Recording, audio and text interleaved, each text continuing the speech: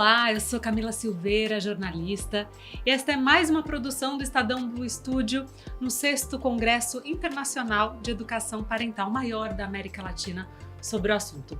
E neste episódio eu recebo Daniel Becker, pediatra, sanitarista, ativista pela infância, para uma conversa sobre um dos temas mais urgentes da infância contemporânea: o excesso de telas, a ansiedade infantil e o papel fundamental da família nesse tema. Muito obrigada, Dr. Daniel, pela presença. Obrigado, é um prazer. pelo convite, Camila. É um prazer falar com você, com os assinantes e leitores do Estadão. Excelente. Bom, para a gente começar, você costuma dizer nas suas palestras, nos seus vídeos, nos seus conteúdos, que a gente vive um momento de crise, né? Sem precedentes da infância, uma crise emocional, mental também, e muito que se dá pela falta do brincar livre por causa dessa infância emparedada. Como que essa infância emparedada se opera e quais são os sinais claros que os pais, mães, cuidadores e cuidadoras devem observar em relação a isso? Bom, são muitos fatores que levaram a gente a evoluir para essa situação, né? Mas certamente o estilo de vida moderno que vem, digamos, se intensificando nos últimos anos, especialmente nos últimos 20, 30 anos, o estilo de vida urbano, especialmente, onde você tem famílias que trabalham, os dois pai e mãe trabalham, onde você tem crianças com horário escolar limitado, muitas vezes a 3 ou 4 horas, crianças e famílias também vivendo em territórios de risco, né, onde sair na rua é perigoso. Em geral, nas nossas cidades, sair na rua hoje não é uma situação fácil, né?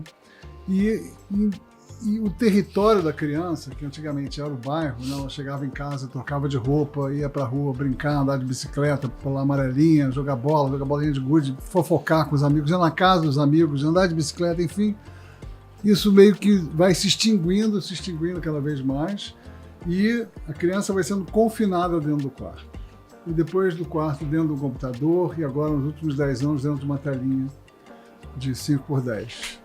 E com isso, esse brincar livre, que é, segundo a ciência, uma das atividades mais importantes para o desenvolvimento infantil, o brincar não supervisionado, onde ela cria, onde ela inventa, onde ela descobre, onde ela se torna uma descobridora do mundo, onde ela desenvolve habilidades interpessoais fundamentais, onde ela vai aprender a solucionar problemas, a resolver conflitos, a desenvolver empatia, comunicação, onde ela vai se ativar fisicamente, né, também, com o movimento, com a força, com a coragem, né? Eu gosto de uma historinha que o Jonathan Haidt contava, que é um menino que sai de bicicleta, anda 2 km para chegar na casa do amigo, e na volta a bicicleta dele quebra, e ele se machuca, rala o joelho, e ele tem que arrastar aquela bicicleta com o joelho machucado, 2 km até em casa, e quando chega em casa, ele diz: eu consegui. Olha que conquista, olha que vitória. É assim que se conquista a autoconfiança, a autoestima, não é com elogio. E além disso, você tem o vínculo parental também se precarizando pela falta de tempo, pelas telas também, a tela do adulto agora. E aí você tem esse conjunto de fatores que faz com que a criança fique muito tempo em casa e os pais acabem precisando, digamos assim, né, perdendo a noção também de que a criança sabe brincar, que se ela for deixada por si própria, ela vai acabar brincando também, mas aí fica aquela coisa de não querer se encher o saco, de querer ficar na sua tela também, de querer fazer as suas tarefas e acaba entregando a tela, e isso vai, digamos assim, abrindo a porta para esse excesso de telas que nós estamos vivendo hoje, inclusive hoje, desde a primeira infância, o que é gravíssimo. Crianças na primeira infância que ficam muito tempo na tela estão se tornando, eu ouso dizer, deficientes, porque o atraso na linguagem, o atraso na coordenação motora, nas habilidades interpessoais é enorme. Para a gente aprofundar, então, nas consequências disso, quais são as consequências, né? Para a construção de vínculos familiares, de relações, para o desenvolvimento também desse cérebro em formação, qual que é o impacto disso? Você me dá umas 2 horas para falar? Bom, a gente tem 15 minutos, mas dá. Do ponto de vista da relação com os pais, é claro que ela vai se deteriorar. Se você tem um menino, uma menina pedindo: pai, olha meu desenho, mãe, vem brincar comigo, e você fica: peraí, filho, peraí um pouquinho que eu tô vendo aqui um negócio engraçado, um negócio que tá me dando raiva, um negócio que tá me dando nojo, um negócio que tá me engajando, e eu não olho para você, eu tô te dizendo, você é menos importante que essa pecinha de plástico metal aqui. Isso, obviamente, destrói a autoestima da criança e o próprio vínculo com os pais, que é a pista de desenvolvimento, a pista de decolagem de todo o desenvolvimento da criança. Ele é um vínculo fundamental do afeto, do abraço, do estímulo ao desenvolvimento, da leitura, do carinho, das reflexões em família, da convivência em si, que é fundamental para o desenvolvimento da criança, também se perde. A gente também perde a nossa capacidade de desenvolver intimidade com essa criança, e muitas vezes, com a falta de intimidade, com a falta de conhecimento de quem é esse filho, a gente muitas vezes vai apelar para a permissividade excessiva, para a falta de regras, para a falta de firmeza, para não deixar essa criança se frustrar, né, que é uma habilidade importante, e também para, muitas vezes, para a violência. São caminhos opostos, mas que dão ambos em resultados muito nocivos. Do ponto de vista do desenvolvimento, é uma situação trágica. Quando a criança é deixada na tela, especialmente em aplicativos viciantes, que são a maioria deles, redes sociais, joguinhos, vídeos curtos do YouTube, são aplicativos que viciam, né? E por viciarem, eles induzem a um excesso de tempo ali. E também, não só isso, tudo que existe fora da tela passa a ser chato, desagradável, difícil, e tudo que existe na tela tende a ser maravilhoso. Eles fazem isso através do algoritmo, são bilhões de dólares investidos em reter a gente, em desenvolver esse vício através de vários mecanismos que a gente não tem tempo de desenvolver aqui, mas que são muito eficientes. Então aquela pecinha passa a ser a coisa mais importante da criança, ela deixa de querer viver o mundo real, que é onde ela se desenvolve realmente. A espécie humana sempre se desenvolveu em contato com a natureza, com a luz do dia, em contato com os outros, brincando com as crianças, se comunicando com os adultos, dormindo à noite no escuro e se movimentando, fazendo o seu corpo trabalhar. Então uma criança que fica imersa nas telas, ela perde tudo isso. E por outro lado, também, ela usa esse tempo que ela deveria estar se desenvolvendo no mundo real, que é tão positivo, para mergulhar num conteúdo muito nocivo, inadequado, adulto, erotizado, cheio de ódio, intolerância, violência, consumismo, futilidade, enfim, um conteúdo muito nocivo que o algoritmo manda para eles. Então os danos são físicos, sedentarismo, miopia que está explodindo porque não vê a luz do dia, problemas posturais, problemas cognitivos, a atenção está totalmente fragmentada, deteriorada pelos vídeos curtos, pelas notificações, pelo excesso de joguinhos. Então a criança não consegue mais prestar atenção, e a atenção é uma habilidade fundamental para aprender, trabalhar, se relacionar. Está em deterioração, a leitura também está acabando, porque a leitura exige atenção. A leitura é importantíssima para o desenvolvimento cerebral, para o aprendizado. O sono está perturbado, o sono também é importante para fixar aprendizagens. O conteúdo que é enviado também é um conteúdo fútil, consumista, imediatista. É um conteúdo que induz a consumo faz propaganda de produtos perigosos como vapes, jogos de azar, maquiagens e para as meninas especialmente essa coisa da comparação ascendente com as mulheres pseudo-lindas, né, artificialmente lindas, que querem vender seus suplementos, suas dietas e tal, e essa criança fica cada vez se sentindo pior, começa a precisar de maquiagem e skincare aos 5 anos, né? Crianças de 5 anos querendo ficarem bonitas, gente, é grave. Não é da criança querer ficar bonita, ela é bonita de qualquer jeito.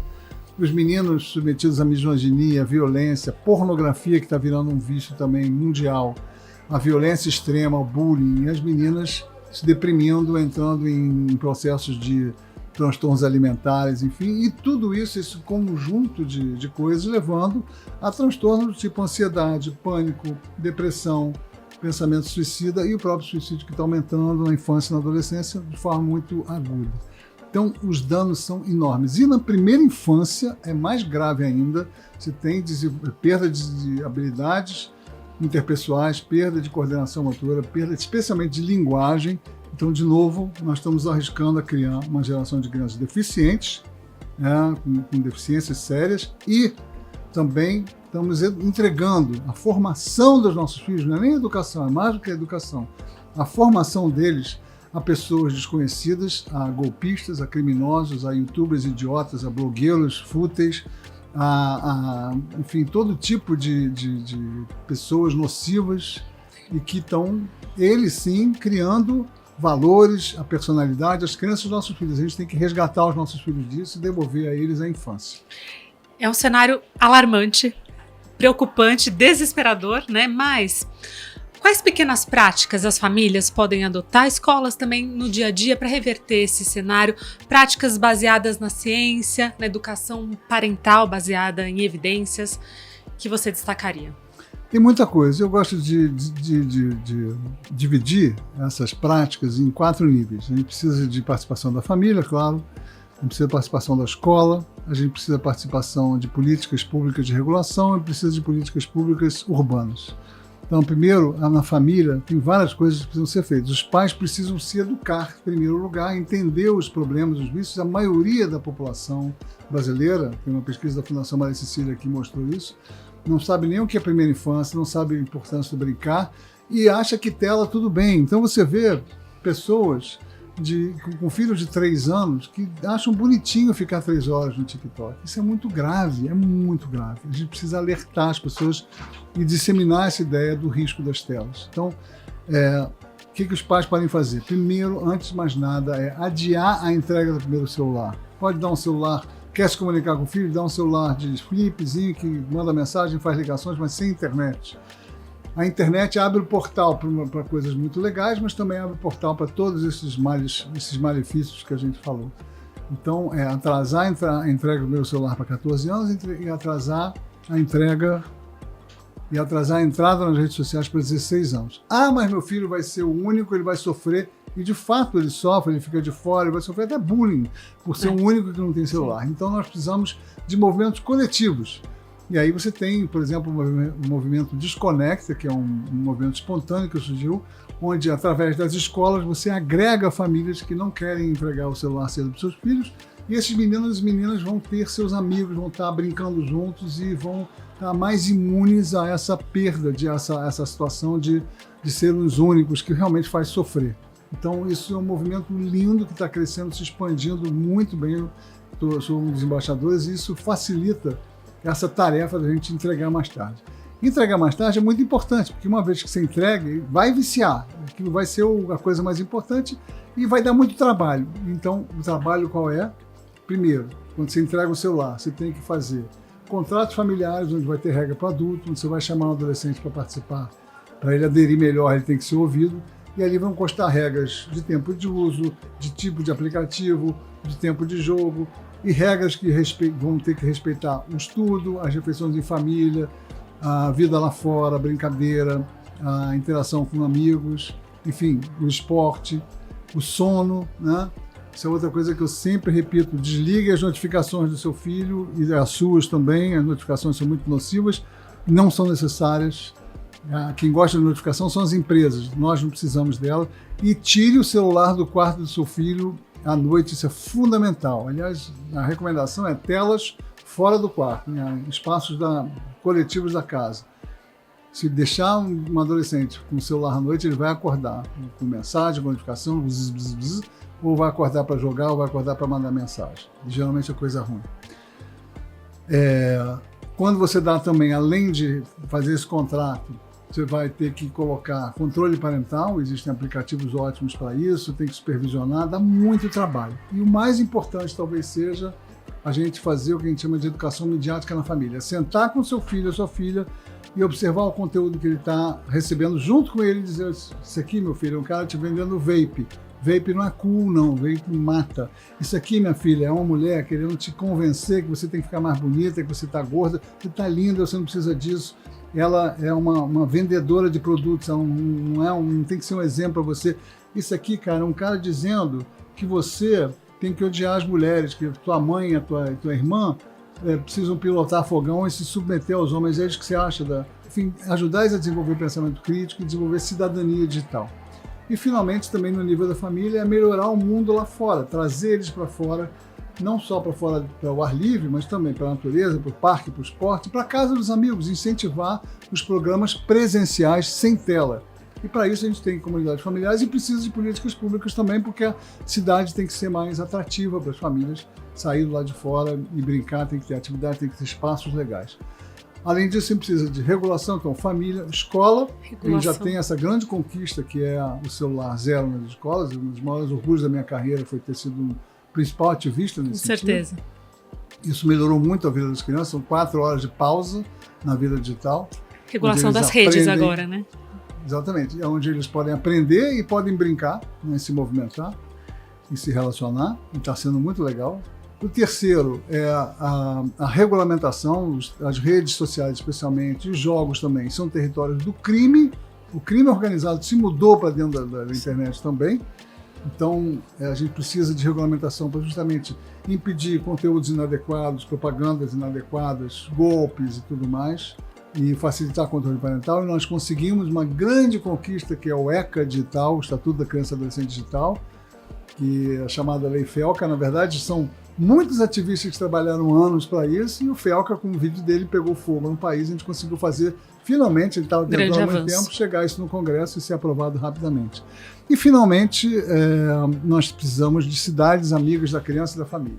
Cidades que vão se arborizar, que vão criar praças bacanas, com bons brinquedos, acessibilidade, luz, segurança, atividades educativas, artísticas, esportivas, para que as pessoas tenham vontade de sair, que as crianças possam brincar lá fora, que os pais possam trazer seus filhos para espaço de contraturno também, que é importante, especialmente os mais pobres, que não têm condição de ter cuidadoras em casa, enfim. Cidades amigas da criança não são só amigas da criança, são amigos de todos nós. E são cidades mais verdes, com mais praças, com mais atividades. Isso vai trazer biodiversidade, vai trazer redução do calor, vai trazer mitigação das enchentes, vai trazer a ativação do turismo, da economia, enfim, é bom para todo mundo. Até maus tratos infantis e criminalidade reduzem quando você verdeja um bairro, quando você coloca praças bacanas. Tem estudos que mostram 40% de redução da criminalidade. E as mesmas iniciativas de baixo custo, que vão gerar qualidade de vida, vão gerar também a adaptação climática das nossas cidades, que é algo que a gente precisa muito. Todo mundo ganha. Bom. Todo mundo ganha, né? Exatamente. Bom, infelizmente nosso tempo chegou ao fim, mas agradeço demais pela generosidade, pelas reflexões tão importantes. E fica dado esse recado para famílias, para a sociedade, para a escola. Muito obrigada pela participação. Prazer, Camila. Um abraço para você e para toda a equipe do Estadão. Obrigada por nos inspirar nessa jornada pela infância. Muito obrigado.